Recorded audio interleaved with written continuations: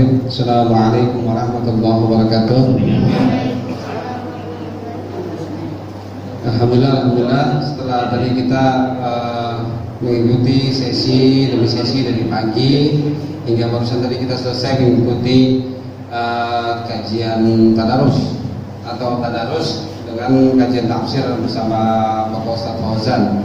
Selanjutnya kita langsung menginjak ke sesi terakhir di sini, materi kedua dengan tema menguatkan keimanan kepada Allah Subhanahu wa taala dengan menjauhkan diri dari kemusyrikan. Yang nanti di sini akan menjadi narasumber atau ustadznya ini bersama Al Ustadz Muhammad Rais. Ya, alhamdulillah pembicara atau narasumber atau ustadz kita sudah berada di tengah-tengah kita. Untuk itu, untuk mempersingkat waktu, mari kita mulai. Dan sebagai catatan juga buat adik-adik, sekali lagi pegang pulpen, pegang pena, catat apa yang diberikan oleh narasumber kita atau ustadz kita hari ini.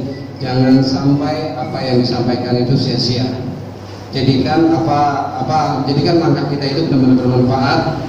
Kita jauh dari rumah ke sini untuk mengkaji ilmu, sampai sini sia-sia, itu jangan sampai. Jadi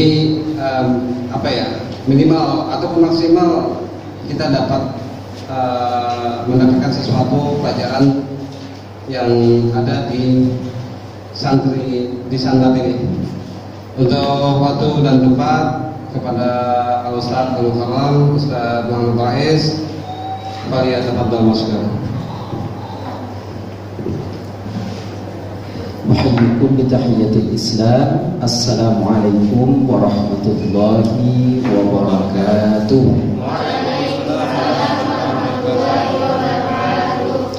Alhamdulillah, alhamdulillahilladzi hadana li hadza wa ma kunna linahtadiya laula an hadana Allah. Asyhadu an la ilaha illallah wahdahu la syarika lah, iyyahu na'budu wa iyyahu nasta'in, wa asyhadu anna Muhammadan 'abduhu wa rasuluhu arsalallahu kafatan lin-nasi basyiran wa nadhira wa da'iyan ila Allah bi'idhnihi wa sirajan munira. Allahumma fashalli wa sallim ala hadzal nabiyil karim Muhammadin wa ala alihi wa ashabihi ajma'in. Amma ba'du, faqad qala Allah subhanahu wa ta'ala wa huwa asdaqul qailin. A'udzu billahi minasy syaithanir rajim. Bismillahirrahmanirrahim. Wa basyiril ladzina amanu wa 'amilus shalihat anna lahum jannatin tajri min tahtihal anhar kullama ruziqu minha min thamaratir rizqan qalu hadha alladhi ruziqna min qablu wa butuunihi mutasyabihan wa lahum fiha azwajun mutahharatun wa hum fiha khalidun. Sadaqallahul azim. Ahibbai al-barrah, ikhwani wa akhwati fillah. Qabla kulli syai'in hajabina nashkurullah. Sebelum kita melakukan sesuatu, mari kita bersyukur kehadirat Allah. Kenapa kita bersyukur? Kita telah diberi nikmat yang sangat banyak. Nikmat hembusan nafas, nikmat detak jantung, nikmat tetesan darah, nikmat pendengaran telinga, nikmat pandangan mata, nikmat lambaian tangan, nikmat langkah kaki. Semua itu adalah nikmat dari Allah. Karena banyak orang setelah diberi nikmat oleh Allah Subhanahu wa taala, dia lupa. Padahal tidak susah untuk bersyukur kehadirat Allah. Artinya satu kalimat saja sudah dapat mewakili nikmat-nikmat yang telah diberikan oleh Allah Subhanahu wa taala. Dan tidak ada kalimat yang dapat mewakili nikmat Allah Subhanahu wa taala itu kecuali lafaz apa? Alhamdulillahirabbil alamin. Jadi lafaz ini ada juga dalam kalimat, di mana dalam hadis Nabi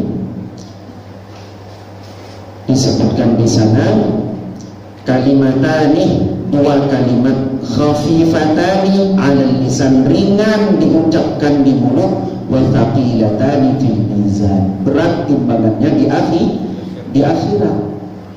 Apa lafaznya? Subhanallah wa bihamdihi subhanallahil azim. Coba diulang. Subhanallah wa bihamdihi subhanallahil azim. Berat tidak? Tidak berat. Subhanallah wa bihamdihi subhanallahil azim. Subhanallah wa bihamdihi subhanallahil azim. Tidak berat. Lebih berat nyanyi TikTok yang tangannya gini-gini kan. Kalau lihat tuh, mumet saya lihat. Dalam hati saya memang nggak ada kerjaan lain anak sekarang gitu. Latihan silat nggak pakai gitu. Lebih senang lihat saya anak latihan silat daripada TikTok. Nggak ada tenaganya nggak ada. Udah latihan silat ada manfaatnya, jelas manfaatnya. Yang ikut tabak suci siapa di sini? Kayaknya belum ada ya. Dulu awal ada tahun 90-an. 90-an ada. Iya. Biar nggak TikTok ini. Iya. Hari apa gitu latihan. Banyak guru-guru, pendekar-pendekar. Iya, untuk menghindari TikTok. Nah ini yang ibarat ini. Main TikTok nggak? Iya ya. Ya alhamdulillah. Itu apa? Jadi kalimatani khafifatani 'alal lisan wa thaqilatani fil mizan, betul-betul itu sabda Rasul. Dua kalimat ringan di mulut, berat timbangannya di akhirat. Apa susahnya? Cuman bilang subhanallah wa bihamdi.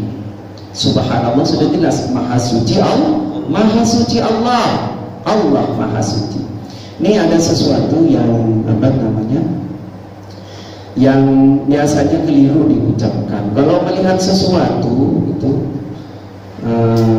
yang berlainan dengan apa yang dikehendaki Allah, itu bilang apa? Subhanallah. Melihat gedung-gedung jangan bilang subhanallah. Apa? Yang indah-indah itu jangan bilang subhanallah. Apa? Masya Allah. Ya, Masya Allah. Masya Allah tabaraka wa ta'ala. Dia gedung-gedung indah gitu. Yang diingat siapa? Wah, alangkah hebat yang menciptakan. Alangkah hebat yang menciptakan. Subhanallah.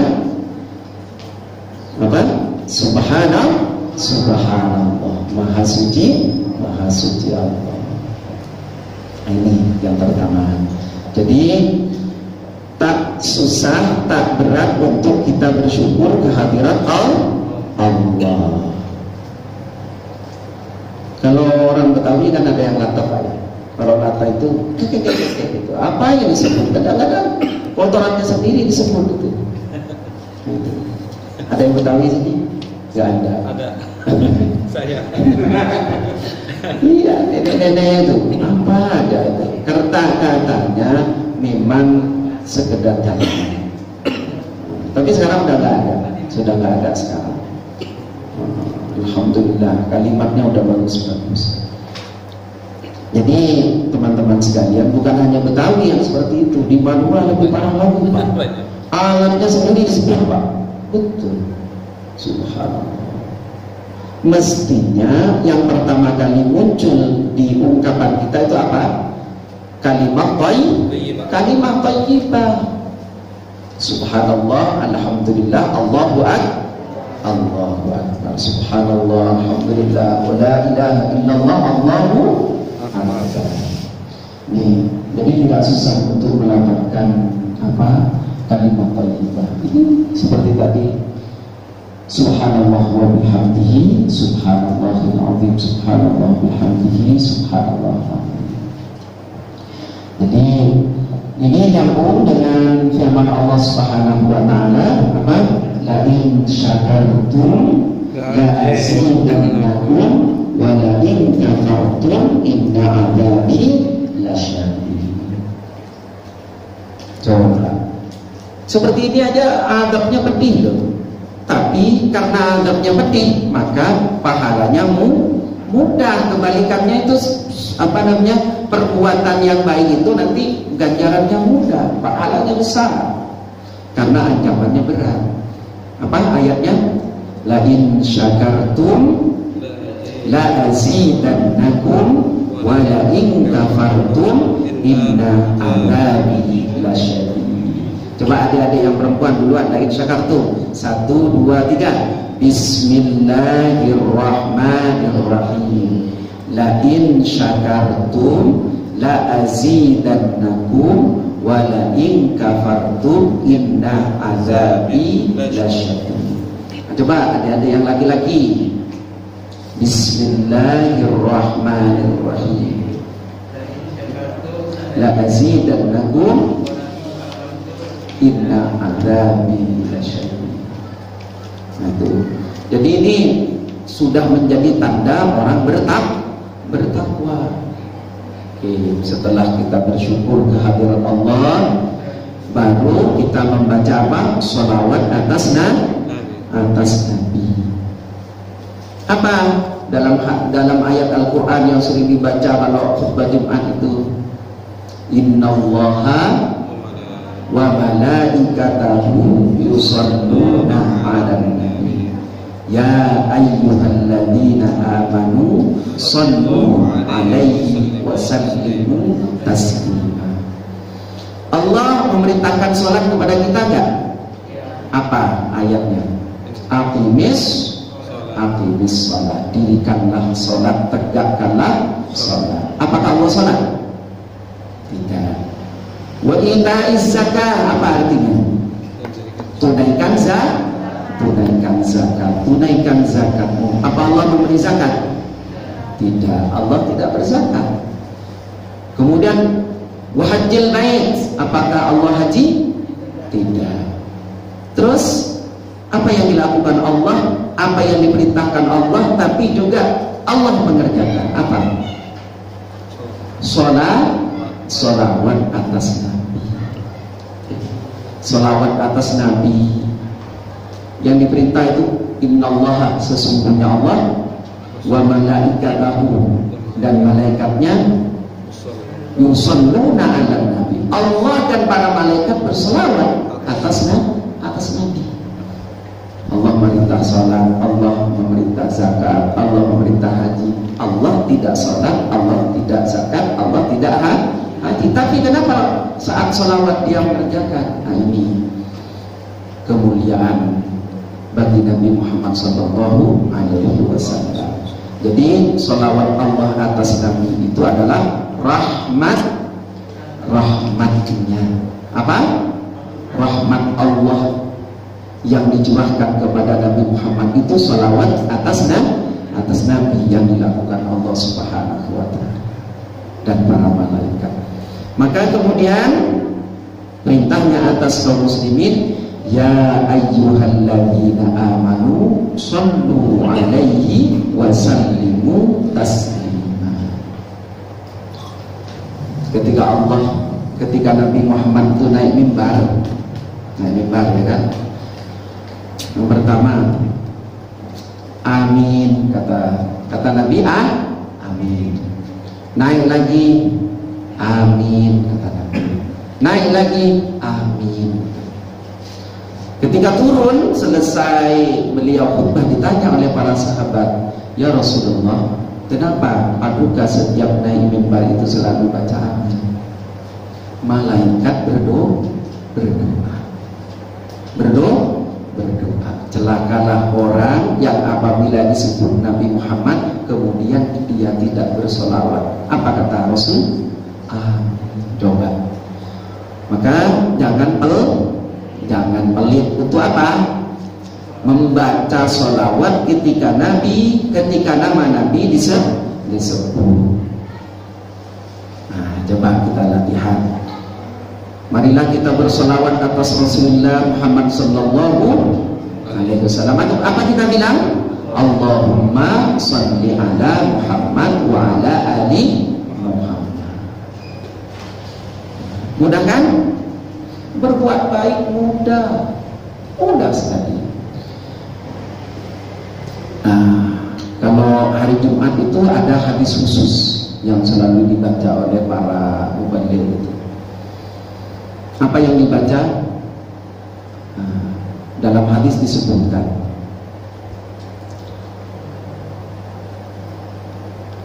bacalah sholawat atas aku. Sholawat yang kamu baca itu dibawa oleh malaikat kepadaku. Maka para sahabat bertanya, bagaimana sholawat kami itu sampai kepada engkau wahai Paduka? Padahal Paduka sudah sudah dimakan. Kalau orang mati dimakan apa ya? Dimakan belatung, dimakan diurai lah oleh tanah, oleh apa jadi diurai. Bagaimana sholawat kami sampai kepada engkau wahai Rasul? Engkau kan sudah hancur, diurai oleh tanah. Apa kata Rasul? Sesungguhnya Allah mengharamkan jasad para nabi. Jadi tidak ada jasad nabi itu yang kemudian diurai oleh tanah. Karena apa? Haram bagi tanah untuk mengurai jasad para nabi, termasuk Nabi Muhammad. Apa yang kurang dari tanda-tandanya? Apakah Nabi Ibrahim bisa hancur dibakar oleh api? Tidak hancur. Apakah Nabi Nuh kemudian sengsara setelah dia berada di atas kapal? Tidak sengsara. Apakah Nabi Nuh kemudian Nabi Ayub, Nabi siapa namanya? Yang dimakan oleh ikan siapa? Nabi Yunus kemudian mati, yang bertahun-tahun berada di perut ikan? Tidak. Jadi jelas di sini ketika Allah mengharamkan tanah untuk memakan jasad para nabi, maka seperti itu pula yang terjadi. Haram bagi api untuk membakar jasad Nabi Ibrahim. Haram bagi ikan paus untuk menghancurkan tubuh Nabi Yunus. Haram bagi air untuk menyengsarakan, untuk menjadikan menderita Nabi Nuh. Begitu juga dengan Nabi Musa, begitu juga dengan nabi-nabi yang lain. Apalagi yang kurang sekarang? Apalagi yang kurang? Untuk beriman kepada Allah. Apalagi yang kurang? Nah, oleh karena itu yang kedua, mari kita memperbanyak sholawat atas Rasulullah sallallahu alaihi wasallam. Banyak riwayat kisah-kisah orang-orang yang sukses itu karena banyak membaca sholawat atas Nabi.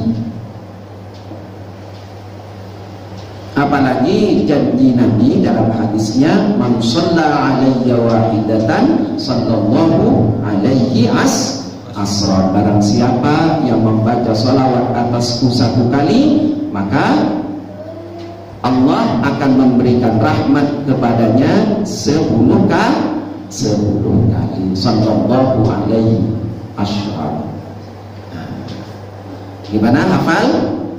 Insyaallah. Ayo kita coba ingat-ingat. Dalam masa seperti ini masa krisis atau kritis? Masa kritis ini suka lupa. Udah bukan krisis lagi, kritis langsung. Ya, Bismillahirrahmanirrahim. Bismillahirrahmanirrahim. Lanjut. Man shalla. Lanjutkan. Ya, Ya, kita baca dulu sama-sama sama Bapak. Bismillahirrahmanirrahim. Bismillahirrahmanirrahim. Man shalla alayya wahidatan, Man shalla alayya wahidatan, sallallahu sallallahu alaihi ashran. asra. Man shalla alayya wahidatan, Man shalla alayya wahidatan, sallallahu alaihi sallallahu alaihi ashran. asra. Hafal? Man shalla alayya wahidatan, Man shalla alayya wahidatan. Wahidatan satu kali. Makanya tidak disebut wahidatun. Wahidatan berarti satu kali. Marratan sekali. Dorbatan satu kali pukulan. Syurban satu kali minuman. Makanya di hal. Jadi wahidatan satu kali. Hebat tidak? Satu kali sholawat Allah membalas dengan 10 kali. Yang sekarang ingat sudah bersolawat 33 kali atas Rasul siapa hari ini? Belum. Saat sholat saja baca sholawat. Assalamualaikum ayyuhan nabiyyu wa rahmatullahi wa barakatuh. Assalamu alayna wa ala ibadillahi sholihin. Setelah syahadat, asyhadu an la ilaha illallah wa asyhadu anna muhammadan abduhu wa rasuluh. Allahumma sholli ala Muhammad wa ala ali Muhammad. Apalagi ditambah dengan sholawat Ibrahimiyah di belakang. Hebat tidak? Allah akan membalas 10 kali. Tapi jangan sholat saja, jangan saat sholat saja. Antum keluar dari rumahnya, melangkahkan kaki, keluar dari rumahnya bilang apa? Bismillah tawakkaltu 'ala Allah la haula wala quwwata illa billah. Keluar membaca sholat Allahumma shalli ala Muhammad setiap langkah. Gitu. Pak, saya baca sholawat malah masuk got, Pak. Kamu melamun sih. Bukan karena ketika baca sholawat kamu kemudian masuk got, melamun. Saya baca sholawat Pak, nanti di sini Pak, Jatinegara katanya. Ya iya, kamu dekat-dekat anak tawuran. Jangan salahkan sholawatnya. Ya Pak, nanti saya mau sholawat kalau sudah duduk. Jangan nunggu duduk mau baca sholawat. Mau tiduran, mau apa, bacalah sholat. Naik motor, setelah kamu berdoa Bismillahirrahmanirrahim, terus lanjutannya apa? Langsung gas saja ya, tancap. Jangan. Itulah, jangan tancap. Minimal bismillah. Bismillahirrahmanirrahim. Sebab apa? Kata Rasul, kullu amrin li babillah yubda bil basmalati fa huwa aqwa. Setiap perkara yang baik kemudian dia tidak membaca bismillah, putus barokahnya. Apa barokah? Az-ziyadah fil khair. Kelebihan dalam kebaikan. Paham ya? Insyaallah. Oke, tadi setelah bersyukur kehadiran Allah mengucap Alhamdulillahirabbil alamin. Yang kedua tadi bersolawat atas Rasul, Rasulullah. Kemudian yang ketiga ini yang paling penting. Yang paling penting ini loh, berat rasanya. Apa? Mengucapkan terima kasih. Mengucapkan terima kasih kepada siapa saja yang telah berbuat baik. Sekecil apa? Pasti teman-teman kan pernah menerima kebaikan orang lain kan ya. Setelah naik ojek dibayar, jangan bangga telah membayar ojek. Jangan bangga telah membayar ojek. Nih Pak, ini Bang, langsung ngeloyor aja tanpa mengucapkan terima kasih. Kenapa? Saya sudah bayar Pak. Oke, Anda sudah bayar. Tapi yang ngantarkan kamu siapa? Manusia atau setan? Manusia. Nah, disitulah kehebatan kamu. Walaupun kamu itu sudah memberikan apa tadi? imbalan jasa, tapi kamu menghargai kemanusiaan dia. Jangan masuk dulu ke rumahmu sebelum tukang ojek itu pergi. Jangan. Lihat dulu, hargai dia. Disinilah letak kehebatan orang Islam. Pada apa? Menghargai orang lain. Sebab apa? Orang yang tadi mengantar akan mendoakan teman-teman sekalian beribu-ribu kali lipat ketika setelah dibayar, kemudian terima kasih ya bang, ditungguin dia bilang apa? Semoga. Kalau misalnya tadi anak, semoga anak tadi menjadi anak Ihsan, itu dalam hati. Itu tidak bisa dipungkiri. Bisa ya? Kalau sudah pernah dilakukan, tingkatkan. Apalagi mau minum dulu nggak bang? Oh hebat banget. Mampir dulu bang minum. Pernah nawarin? Nah, bisa nggak sekarang nawarin seperti itu? Mau coba? Nah, kapan-kapan dicoba? Nggak pernah naik ojek pak? Oke, nggak pernah naik ojek. Perkara lain, terutama kepada siapa? Kepada orang tua. Kepada orang tua tak pernah mengucapkan terima kasih, padahal dia sudah banyak memberikan kebaikan kepada kita. Mungkin teman-teman berpikir, memang sudah tugas dia pak sebagai orang tua. Ya, tugas dia sebagai orang tua. Tapi apa kewajiban kita terhadap orang tua? Disitulah kehebatan Islam. Coba kamu lihat di film-film. Kadang-kadang sama emaknya aja nyebut namanya. Gatot, Dedi Gatot. Ini hebatnya Islam di situ. Nah, ini yang ketiga apa? Yang ketiga, berterima kasih kepada siapa yang telah apa? Yang telah banyak berbuat baik kepada kita, sekecil apapun. Kemudian yang keempat, apa yang keempat? Mohon maaf atas kesalahan sekecil apapun kepada siapa?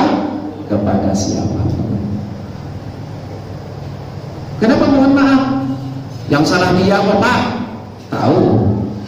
Memang kamu salah, memang dia salah. Tahu nggak? Jangan-jangan karena nafsu kita, jangan-jangan karena nafsu kita, jangan-jangan karena keangkuhan kita, jangan-jangan karena kesombongan kita, maka kemudian kita meremehkan dia yang salah kok. Jangan seperti ini, jangan seperti tabrakan di Arab Saudi. Jangan seperti tabrakan di Arab. Orang Arab Saudi itu tidak mau disalahkan sekecil apapun. Tidak mau disalahkan sekecil apapun. Kamu misalnya kerja di sana sambil jadi mahasiswa misalnya. Masa libur kamu kerja jadi super taksi misalnya. Kemudian mobil mau tersenggol, disenggol oleh orang Arab. Maka yang disalahkan tuh kamu. Kenapa? Loh, kamu yang salah, kamu nyongkol mobil saya. Kamu orang mana? Saya orang Indonesia. Makanya jangan ke sini biar mobilmu tidak tersenggol. Itu orang Arab. Nah, terus orang Arab kan dekat dengan Nabi pak, iya dekat dengan Nabi. Tapi mereka memiliki tradisi kesombongan, memiliki tradisi takabur. Makanya Allah Subhanahu wa taala menurunkan Nabi di sana. Di samping daerah itu adalah daerah yang tidak pernah tersentuh oleh budaya manapun. Dulu sebelum Rasulullah itu diutus, anak-anakku sekalian, bosannya? Udah bosan belum? Udah bosan, udah melamun. Ustaz udah melamun. Masih lama. Masih tenang. jauh, masih jauh. masih lama. Jadi sebelum Nabi itu diutus, ada dua kebudayaan besar. Ada dua budaya besar. Apa budaya besarnya? Yaitu budaya Romawi dan budaya Persia. Itu yang menguasai itu dunia itu. Setiap daratan itu Romawi dikuasai. Apa Romawi menguasai daerah-daerah seperti Afrika, Amerika, Barat lah katakan. Itu Romawi dikuasai. Kemudian bagian sebelahnya itu Persia. India dan segala macam Asia, mau ke Asia Tengah itu yang menguasai Persia. Nah, dua budaya ini, budaya Persia dan budaya Romawi, tidak masuk ke tempat di mana Rasulullah dilahirkan, gak masuk. Kalau mentalnya mental tempe, gak bisa sampai ke Jazirah Arab, ke Hijaz gak sampai. Kalau mentalnya mental tempe, panas tandus gak karuan. Katanya sekarang agak teduh-teduh Pak ya, sekarang agak teduh di pinggir-pinggir jalan sudah banyak pohon-pohon hijau, indah dah. Itu waktu di Arafah belum. Semoga Ustaz. Itu di Arafah hijau-hijau, pohon-pohon udah banyak sekarang. Ya memang tidak serindah di Indonesia. Makanya orang yang datang ke Indonesia itu langsung bilang my paradis, surga dari saking sangat indahnya. Makanya banyak penjajah datang ke Indonesia.